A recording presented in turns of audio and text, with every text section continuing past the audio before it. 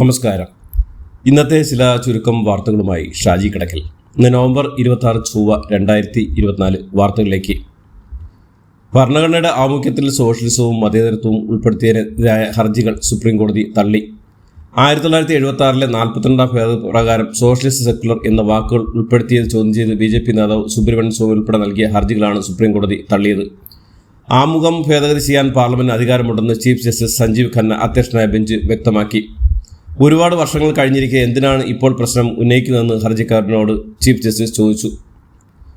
വയനാട് ദുരന്തത്തിൽ കേന്ദ്ര സർക്കാരിനെ അതിരൂക്ഷമായി വിമർശിച്ച മുഖ്യമന്ത്രി പിണറായി വിജയൻ കോടതിയിൽ കേന്ദ്രം ആളുകളെ പറ്റിക്കുന്ന നിലപാട് സ്വീകരിക്കുകയാണെന്നും വീണ്ടും ദില്ലിയിലെത്തി പ്രധാനമന്ത്രിയെ കാണുമെന്നും അദ്ദേഹം പറഞ്ഞു. കണ്ണൂരിൽ കൂത്തുപറമ്പ് രക്തസാക്ഷി അനുസ്മരണ പരിപാടിയിൽ സംസാരിക്കുകയായിരുന്നു അദ്ദേഹം. ഇടതുപക്ഷവും ജമാഅത്തെ ഇസ്ലാമിയും തമ്മിൽ ഒരിക്കലും തെരഞ്ഞെടുപ്പ് ധാരണ ഉണ്ടായിരുന്നില്ലെന്നും അദ്ദേഹം പറഞ്ഞു. ഭൂരിപക്ഷ വർഗീയതയെ മുഖ്യമന്ത്രി പിണറായി വിജയൻ പ്രോത്സാഹിപ്പിക്കുകയാണെന്ന് പ്രതിപക്ഷ നേതാവ് വി ഡി സതീശൻ. ലോക്സഭാ തെരഞ്ഞെടുപ്പ് സമയത്ത് ന്യൂനപക്ഷ വർഗീയതയായിരുന്നു മുഖ്യമന്ത്രിയെ പ്രോത്സാഹിച്ചിരുന്നെന്നും ഇപ്പോൾ ഓന്തിനെപ്പോലെ നിറം മാറിയെന്നും വി ഡി സതീശൻ പറഞ്ഞു. മുണ്ടക്കൈ ചൂരൽമല ദുരന്തത്തിൽ കേന്ദ്രത്തിന്റെ പ്രത്യേക പാക്കേജ് പ്രഖ്യാപനത്തിൽ ഇനി കാലതാമസമുണ്ടാകുന്ന ഡൽഹിയിലെ കേരളത്തിന്റെ പ്രത്യേക പ്രതിനിധി KV തോമസ്. വയനാട്ടിലെ പ്രകൃതി ദുരന്തവുമായി ബന്ധപ്പെട്ട് കേന്ദ്ര സംഘത്തിന്റെയും സംസ്ഥാന സർക്കാരിന്റെയും റിപ്പോർട്ട് ധനമന്ത്രിക്ക് ലഭിച്ചുവെന്നും KV തോമസ് പറഞ്ഞു. BJP സംസ്ഥാന അധ്യക്ഷ സ്ഥാനത്തേക്ക് ഇനിയില്ലെന്നും വി മുരളീധരൻ. പറയാനുള്ളത് പറയേണ്ട വേദിയിൽ പറയുമെന്നും മാധ്യമപ്രവർത്തകർക്ക് BJPയുള്ള സ്നേഹം തനിക്ക് മനസ്സിലാകുമെന്നും മുരളീധരൻ പറഞ്ഞു. അമ്മയെ തല്ലെന്ന് നിർത്തി എന്നതുപോലെയാണ് ചോദ്യങ്ങളാണ് മാധ്യമങ്ങൾ ചോദിക്കുന്നതെന്നും പാർട്ടി പറഞ്ഞാൽ അധ്യക്ഷ സ്ഥാനം ഏറ്റെടുക്കുമെന്ന ചോദ്യത്തിന് നല്ല ചോദ്യമാണെന്നായിരുന്നു മുരളീധരന്റെ മറുപടി. പാലക്കാട് ഉപതെരഞ്ഞെടുപ്പിൽ C. കൃഷ്ണകുമാർ തോറ്റവുമായി ബന്ധപ്പെട്ട ഉയർന്ന വിമർശനങ്ങളുടെ പശ്ചാത്തലത്തിലായിരുന്നു മുരളീധരന്റെ ഈ പ്രതികരണം. പാലക്കാട് നഗരസഭയിൽ BJP കൗൺസിലർമാരെ സ്വാഗതം ചെയ്ത് കോൺഗ്രസ്. BJP നേതൃത്വമായി പിണങ്ങി നിൽക്കുന്ന പാലക്കാട്ടെ BJPയുടെ 18 കൗൺസിലർമാരെയും കോൺഗ്രസിലേക്ക് സ്വാഗതം ചെയ്യുകയാണെന്ന് DCC പ്രസിഡന്റ് A. തങ്കപ്പനും VK ശ്രീകണ്ഠൻ MPയും വ്യക്തമാക്കി. അതൃപ്തരായ മുഴുവൻ കൗൺസിലർമാർക്കും സ്വാഗതമെന്നും നഗരസഭ അധ്യക്ഷയെ അടക്കം കോൺഗ്രസ് സ്വാഗതം ചെയ്യുകയാണെന്നും ജനപ്രതിനിധികൾക്ക് BJPയിൽ തുടരാൻ കഴിയാത്ത സാഹചര്യമാണെന്നും VK ശ്രീകണ്ഠൻ MP പറഞ്ഞു. മുതിർന്ന CPM നേതാവ് EP ജയരാജന്റെ ആത്മഹത്യയുമായി ബന്ധപ്പെട്ട വിവാദത്തിൽ നടപടിയുമായി DC ബുക്സ്. സംഭവത്തിൽ പബ്ലിക്കേഷൻ വിഭാഗം manager MV ശ്രീകുമാറിനെ DC books suspend ചെയ്തു. പകരം പുസ്തകം പ്രസിദ്ധീകരിക്കുന്നതുമായി ബന്ധപ്പെട്ട കരാർ നടപടിയിൽ നിന്ന് വീഴ്ച ഉണ്ടായെന്ന് ചൂണ്ടിക്കാട്ടിയാണ് നടപടി എടുത്തിരിക്കുന്നത്. EP ജയരാജന്റെ ആത്മഹത്യാ വിവാദത്തിൽ DCയുടെ മൊഴിയുമായി ബന്ധപ്പെട്ട വാർത്തകൾ വിശദീകരണമായി DC ബുക്സ്.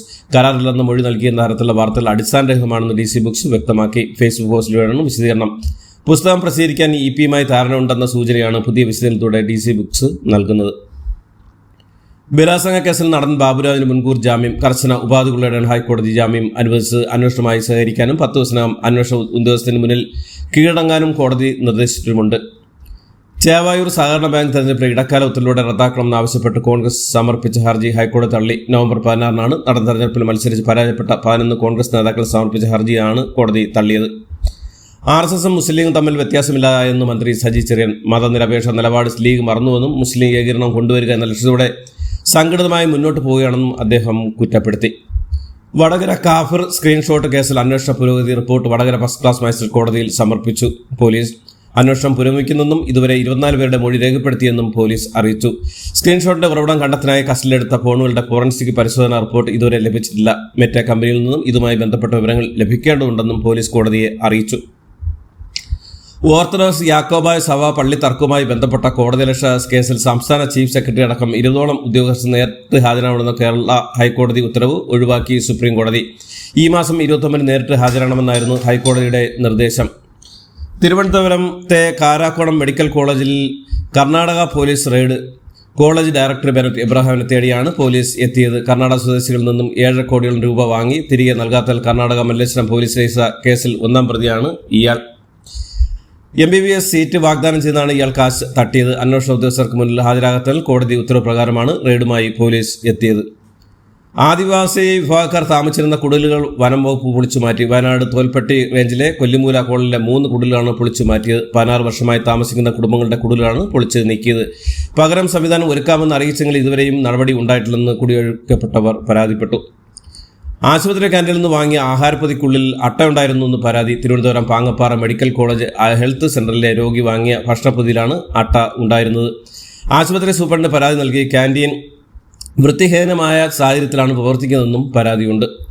ഏറെ കോളിളക്കം സൃഷ്ടിച്ച പന്തിരാങ്കോ ഗാർഹിക പീഡന കേസിൽപ്പെട്ട യുവതിയെ ഗുരുതര പരിക്കുകളോടെ കോഴിക്കോട് മെഡിക്കൽ കോളേജ് ആശുപത്രിയിൽ പ്രവേശിച്ചു. ഭർത്താവായ രാഹുൽ തന്നെ പന്തിരാങ്കോയിലെ വീട്ടിൽ വെച്ചും ആശുപത്രിയിലേക്ക് കൊണ്ടുവരും വഴി ആംബുലൻസിൽ വെച്ചും മർദ്ദിച്ചുവെന്നും യുവതി പറഞ്ഞു. മുഖത്തും തലയ്ക്കും ചുണ്ടിനും ഇടത്തെ കണ്ണിനും മുറിവേറ്റിട്ടുണ്ട്. എന്നാൽ തനിക്ക് പരാതിയില്ലെന്നും അച്ഛനും അമ്മയും വന്നാൽ പോകാൻ അനുവദിക്കണമെന്നും രാത്രി 11 ആശുപത്രിയിലെത്തിയ പന്തിരാങ്കോ പോലീസിന് ഇവർ എഴുതി നൽകി.